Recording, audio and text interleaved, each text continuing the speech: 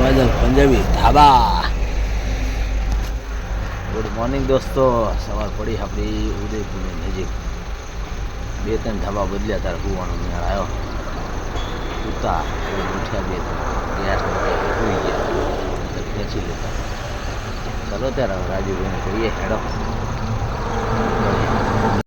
બાકી હજુ ઉદયપુર 63 કિલોમીટરના 334 કિલોમીટર તો અમદાવાદ બાકી. મંગલવાડ આવ્યું, મંગલવાડ આવ્યું, મંગલવાડ અમે લોકો આવ્યા આવી ગયો. ખરું શરીર પડી ગયા આમાં. સીએનજી પંપ આવી ગયો હે. જોઈએ હવે શું કહે છે ભાઈ. નાટક વધારો હોય આ જલ્દી આપતા નથી, હા નહીં પાડતા. જોઈ લઈએ શું કહે છે. હજી તો પૂતા છે સાહેબ. એ શું કહે ના જ પાડશે નથી.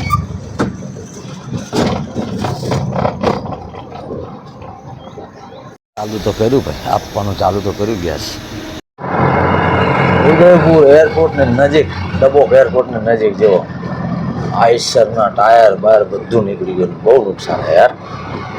સામેથી ઉતરતા છે ભાઈ, આ બાજુથી જેવા રેલિંગ તોડીને આવ્યા. ઉદયપુરથી ચિત્તોડગઢ રોડ ઉપર જતા રાતે પલટી રોડ ક્રોસ કરીને આવ્યા, પલટી થઈ ગયા.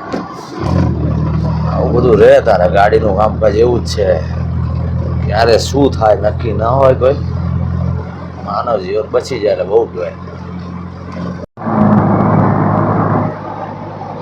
હાડોમાંથી કેવી વરાળો નીકળે ધુમાડો. હે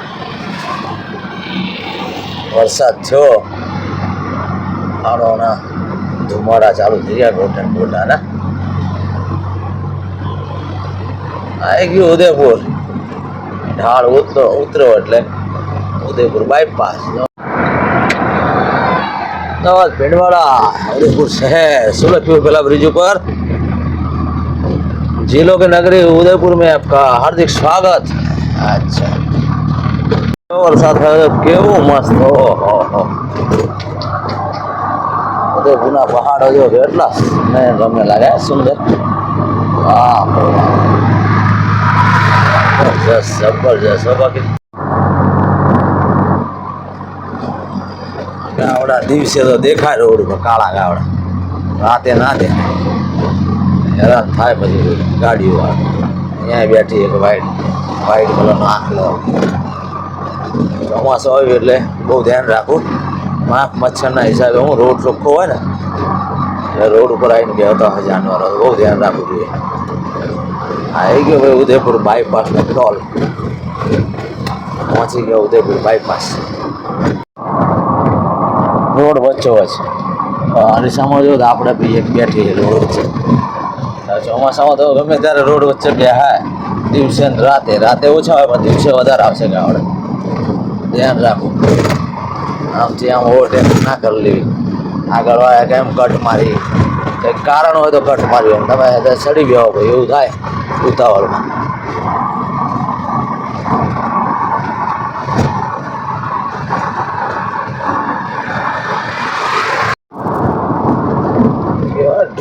ધુમાડા નીકળે. વાદળના ડુંગર એક થઈ ગયા પહાડ જેવો. એ પાછી રોડ પર જો કાળી ભેંસ. હવે 3 લાઈનમાં એકાદો ગલતી કરે, ભૂલ કરે, ઉડાઈ દે ને દિવસે. રાતે તે દિવસે ઉડાઈ દીધી, ના બચી બિચારી ભેંસ. કાયા મારો બેટો કાયાનું નામ આવ્યું ખરું. કાયું જમાઈ દીધો છે રોડ વચ્ચે અડ્ડો. ધ્યાન રાખવું બાઈકો વાળા, રિક્ષા વાળા. દિવસે ને રાતે ખાસ. એ ધૂની પડી ગાડી, કોઈ ધણી નથી. લગભગ 1 વર્ષ ઉપરથી તો હું જોઉં, વધારથી હોય તો ના નહીં. આઈસરનો કોઈ ધણી નહીં. માલિક હશે પોતે એ જ લગભગ એમાં ફેલ થઈ ગયા લાગે ભાઈ. એક્સિડન્ટમાં પડી છે એમને. અત્યારે બોર્ડર આવવાની તૈયારી છે દોસ્તો. હોટલ આશીર્વાદ આવી છે અને આપણે હવે રાજુભાઈને જગાડી દઈએ. ભાઈ સવાર પડી જાગો, ઉઠવું છે, ફ્રેશ થવું છે તો હોટલ આવી છે. તો જવા દો પછી બોર્ડર આવી જાય પછી નહીં ઊભું ભરાય. બોર્ડર ક્રોસ થઈને ઊભી રહી જાય. હલો લાગી ગયા હે. મોડા તો બ્રશ કરીને ફ્રેશ થઈ ગયા. કેવી ઊંઘ પૂરી થઈ કે નહીં? થઈ ગઈ ને? પાપડી મંગાવી છે, ચા બની રહી છે પેલી બાજુ. ઊભા રહ્યા છીએ આપણે આશીર્વાદ હોટલમાં. જો અહીંયા તમને કંઈક બીજી વસ્તુ બતાવો. ફોટો મસ્ત લગાવ્યો છે અને અંદર શું લગાવ્યું જુઓ તો આ ફોટાની અંદર સાપની કાંચડી છે. કાંચડી ફોટામાં મઢાઈને મૂકેલી છે. બોલો ગોગા મહારાજને માનતા છે ને બહુ. આ જે રહી ને એ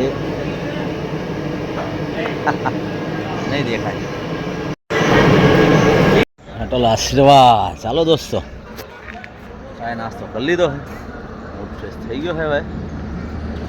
રાજુભાઈ ક્યાં ગયા ખબર નહીં. કોઈ આવે એટલે હવે એમને ક્યાં છે. આપણે તો આરામ વધ્યા હતા આરામ.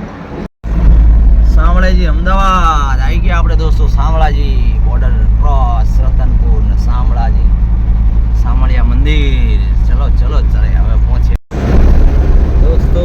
પહોંચી ગયા છીએ આપણે હિંમતનગર નજીક. જો એ આ જો રોડ વચ્ચે જ દાદો બેઠો. દાદો એક ઉપર બેઠો છે. ધ્યાન રાખવો ચોમાસામાં બધા રોડ ઉપર જ આવે છે. કારણ કે માખી મચ્છર ના હિસાબે ચોખ્ખામાં બેવા આવે કે ના ચડે. ચાલો ત્યારે હિંમતનગર આવવાની તૈયારી છે દોસ્તો. રાજુભાઈની પંજાબની ટ્રીપ કેવી રહી જાણીએ આપણે. પણ રાજુભાઈના પૂછીએ ચમનું રહ્યું ચમનું ને. અને એ દિવસે રાત્રે શું થયું હતું એકચ્યુઅલી ગાડી એમને ચલાવતા એટલે આપણાથી વધારે એમને ખબર હોય. તે દિવસે ઓલી પાણીમાં હોડકી બની ગઈ હતી ગાડી. ત્યારે શું થયું હતું? એ દિવસે અચાનક વરસાદ હતો. હા હા હા અંધારું હતું.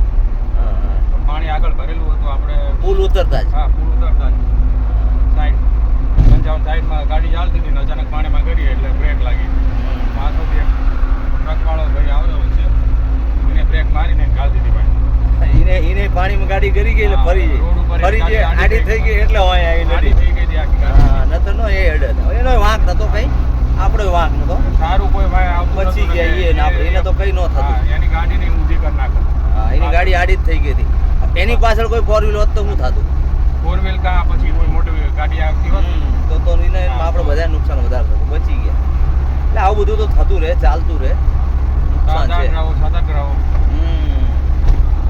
અને કેવું રહ્યું પંજાબમાં? પંજાબ ટ્રીપમાં સરસ સરસ. પંજાબ ટ્રીપ કરાય ખરી હવે? અરે આવું જોઈએ. આવું જ? હા કેવો અનુભવ રહ્યો? અનુભવ કેવો રહ્યો? મજા આવે ફરવાની. મજા આવી?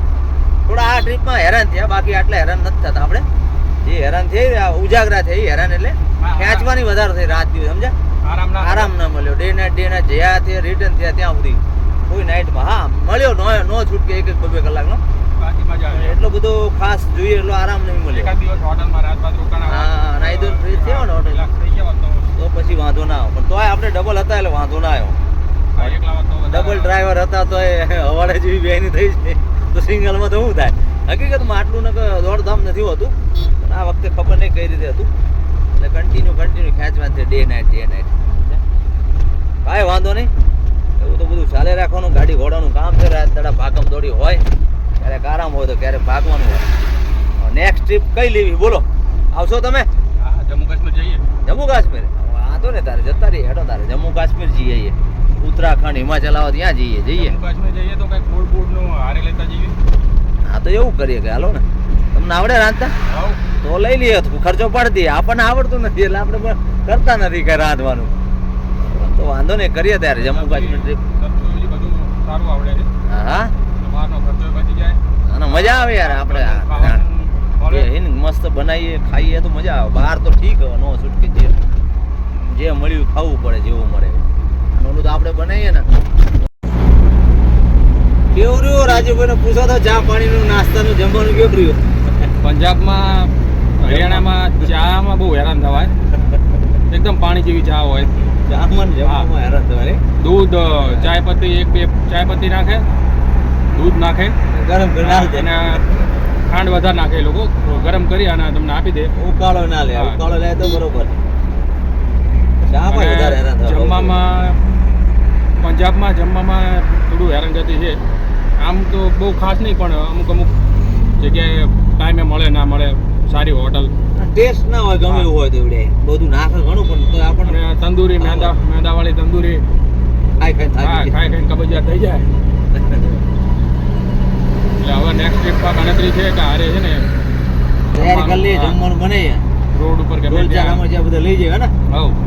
એક પછી અડધી કલાક કલાકનો ટાઈમ લઈ અને આપણે આજે તો ગમે પછી ત્યાં આજે તો મોજ હા. બનાવી મસ્ત કલાકનો ટાઈમ કાઢી રે હા જ્યાંનું જે લોકલ ફૂડ હોય સારી કોઈ વેરાયટી હોય હાનનો ખર્ચો વધી જાય 500-700 ની ઓછો થઈ જાય ને ભાઈ ખર્ચો હા 500-700 એ પહોંચી જાય ને. 50 ખાવાનો ને બીજો ત્રીજો ને 50 રૂપિયાની સબ્જી લો તો આરામથી સેટ થઈ જાય થઈ જાય અને એની કરતાં વધારે પૈસા કરતાં આપણને સારું ટેસ્ટી ઘરનું ખાવાનું મળે શાંતિ જાતે બનાવીને ખાઈએ ને બેન મસ્ત મોજ કરીએ હા, આવા એટલે પહાડોમાં શેર લોહી ચડે ને હા સારા તો થાક ઉતરી જાય ને ભાઈ જ્યાં એનો. સારા લોકેશન ઉપર આપણે જઈ હોય એટલે આમ થોડુંક મજા આવે હા એક્સાઇટમેન્ટ નેક્સ્ટ શું વાંધો નહીં, ચલો તમે. જમ્મુ કાશ્મીર મેળ આવી જાય તો લઈ લઈએ તો પછી લેતા જઈએ ટ્રીપમાં તમે બધું. આવો ત્યારે માલ મટીરિયલ